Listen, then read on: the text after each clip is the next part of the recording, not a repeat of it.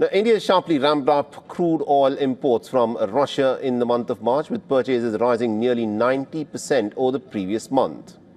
The surge comes even as the country's total crude imports have declined by around 15%. The disruption in the Strait of Hormuz has impacted supplies from West Asia, forcing India to rebalance its import basket, as traditional routes are facing constraints and Russia has emerged as a key supplier to bridge the gap.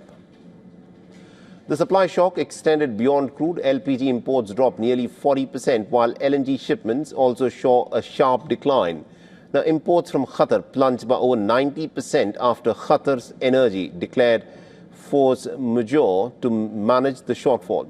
India has increased LNG sourcing from countries like the United States, for instance, Oman, Angola and Nigeria. At the same time, Gulf producers have rerouted some supplies through alternative pipelines, helping maintain some partial flow despite the maritime disruptions. The rebound in Russian oil imports was aided by a temporary 30-day waiver from the United States, allowing for purchase of sanctioned cargoes already in transit.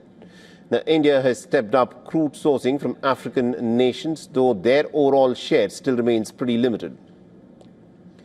On the domestic front, LPG supply to households was protected by boosting local production and also restricting supplies to industrial users, ensuring coverage for nearly about 330 million consumers.